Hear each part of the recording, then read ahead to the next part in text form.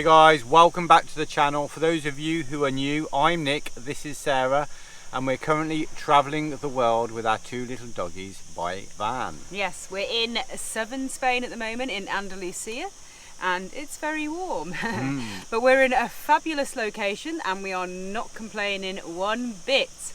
Now, since a certain pandemic hit, we're doing things a little bit different. It's made us re-evaluate, rethink how we kind of want to travel. We just, if you've been following us, you'll see that the two big trips we've done around Central Europe and up to the Arctic Circle, we were just flying. We were just like moving on, only stopping at a location for maybe one, maximum of 2 nights. Yeah, and then just moving on and on and on. We like to see as much as we can in the time that we have when we're traveling. But we've realized the situation in the world right now, we don't want to take anything for granted, and we want to kind of take a step back, relax, enjoy ourselves a little bit more and try and make the most of every day, because, you know, we don't know that our freedom's not going to be taken away from us again. So we're kind of like a bit more slow traveling now. Just chilling out a little bit. Going with the flow.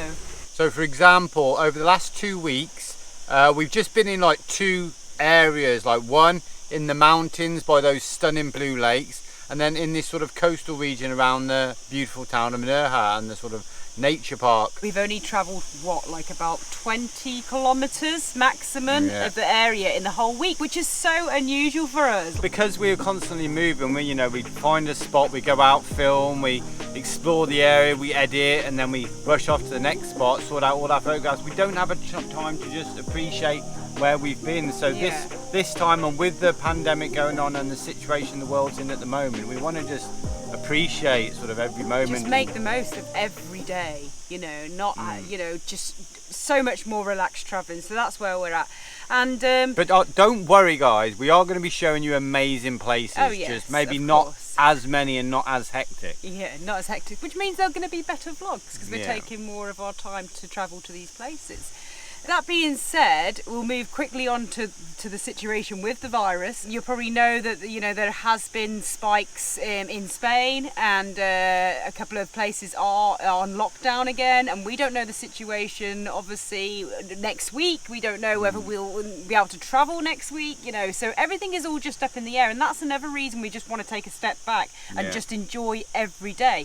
Not just Spain, I mean all over the world. In fact, it's kind of, you know, it's still right out there. It's not going away for quite some time. Yeah, it's really weird not knowing what's going to happen, because we plan to head, you know, through Portugal up to the north of Spain in the next few days, but we don't know whether it's going to be locked down, whether we're going to be able to travel there once we're up there, whether, you know, the next sort of province will be locked down. So everything's just everything is daily. Everything at the moment for us, it feels like it's daily. We wake up, we check the news updates, make sure everything's okay, and then we can travel on to kind of the next place.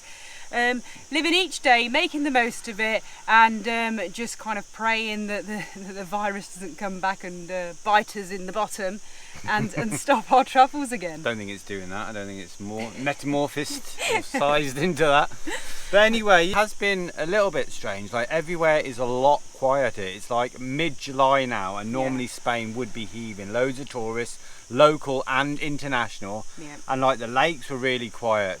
At the weekend it got busy, but it's normally busier than that all throughout the week. Yeah, it's definitely a lot quieter. I mean, this location, when we came here today, there was quite a few vans here, but all local, which is kind of unusual as well for Spain. It's usually the minority of Spanish, and it's a lot of foreign van plates coming in, you know. So it's all very odd. We also I mean, sometimes it feels kind of normal, you know. You go down the beach, it's quieter, but everyone seems relaxed. Obviously no one's wearing masks on the beach. But another place we went to, there's signs as you go onto the beach talking about social distancing. You're only allowed 2 umbrellas and so many people. And there's also in some places where we went to just before, further down the coast, where there's people actually patrolling the beach to keep those guidelines intact, kind of thing, and telling people if they're getting too close they need to move away. You know, they're wearing masks and things like that, and approaching quite a few people, just telling them to not forget that there's a pandemic going on. So it's all definitely very crazy still, isn't it? different. It's different. It's a different experience for sure. Okay, let's forget about the coronavirus or COVID-19 just for a moment. Yeah, let's talk about the police. Now, if you've watched our last vlog, kind of right at the end of the vlog, we were on the beach, a beach further down that way. Just further north up the coastline. Yeah, it's a bit built up. We found a tiny little section where we thought we could take the dogs on. Turned out we couldn't. Yeah, we got told off by the health people, the health inspectors on the beach, that we couldn't take the dogs there. So then we sort of sat by the van and we chilled out, and then we ended the vlog. Now, later on in the day, we actually had a little visit from the police, didn't we? Yes, they came up, they stopped, they pulled in front of us, and we were like, oh no, here we go. We didn't film. We didn't have time to grab the camera. Always a bit dodgy filming the police, isn't it?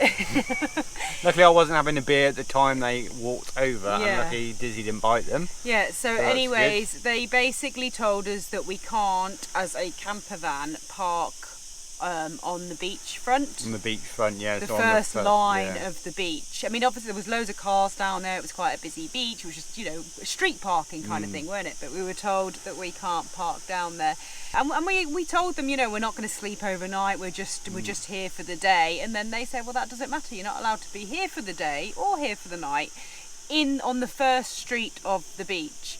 Which is a bit funny when you fit into a normal car parking space and you're not doing anything different to a car, we thought. I mean, if you're taking up 2 spaces and you're a big motorhome, But you can understand it. Anyway, we don't care because that made us find this stunning location. We've spent the whole day just relaxing in this absolutely stunning spot. Yeah. But I mean, where we are now, for example, it's wild, isn't it? There's no hotels here. It's a nature park. People are sleeping here in their vans at night, but we choose to kind of just drive somewhere else and just come back here for the day. And obviously for the day it's completely fine to be somewhere like this. So don't get us wrong, we're not complaining at all. We love Spain and it's brilliant for van life. There's so many places, so many beautiful places you can park up with them fantastic views. You can fill up your water, great services, all that sort of thing. Lots of facilities, lots of grey water dump and black water dump all over the place for free. It is really relaxed here, and we've, touch wood, never actually been told off for sort of wild camping, sleeping in the areas that we have before, have we? So I think you just have to be wise where you go and where you park, and stay away from the busy costas right on the beach where the hotels are, where the resorts are, where you don't really want to go anyway, do you? Let's face it, you want to kind of get away from all that. It's van life after all, not hotel life.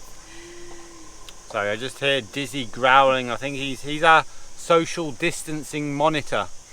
Like, so if anyone comes within 10 metres of the van, he starts growling, which is, I suppose it's quite good in the current situation. Yeah. So this is where we've actually spent all day today, most of the day. It's been another really warm day, and we wanted to find somewhere to just kind of get some work done and enjoy the beach and just basically chill out before leaving the area. So as you can see, this is quite a busy car park. But we managed to get here early and take this lovely spot overlooking the beach.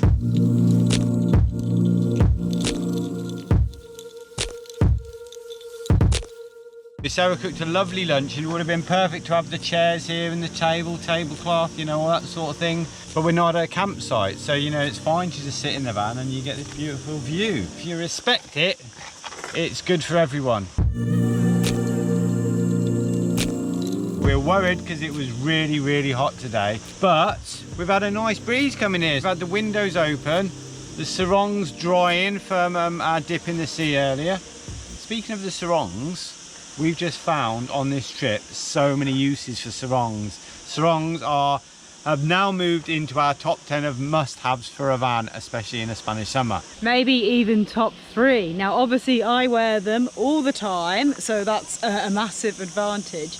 And then we just use them for everything. We've just changed the subject and started talking about sarongs, but yes, we're going to because you get yourself some, because they're so lightweight, they don't take up any space. Basically, we use them as seat covers on the front seats. The dog don't ruin the cushions. We use them to sit on the beach with. Sarah wears them. I wrap it around my head when I've dipped in the sea, soak it, wrap it around your head all and the round. good thing about them is because they're so thin, they dry so easily. So if you take a beach towel down the beach, obviously it takes forever to dry and it gets all mucky and that's it. But you take one of these down there, it's just as comfortable because you're on the beach.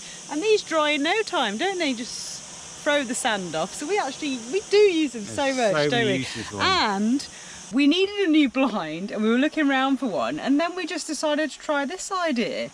And it works. Look at that, that's a nice bit of light through.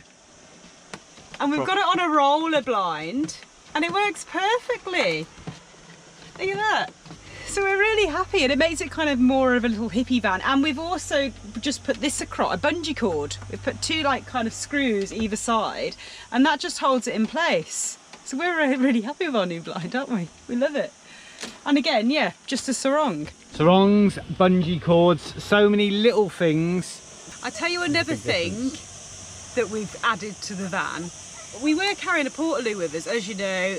We're funny with our portaloo. We've got one, but we've never used it. And then we took it. Did we take it to the Arctic Circle? We did. We've taken on 2 big trips. And we didn't use it. The reason we didn't use it, there was always a toilet there. There's, like we said before, there's great facilities in Europe. So we just kind of avoided using it. There's always a way to go to a public toilet or in the wild or whatever else. And especially some of the places we stay. We stay in the wild a lot, so we obviously bury everything.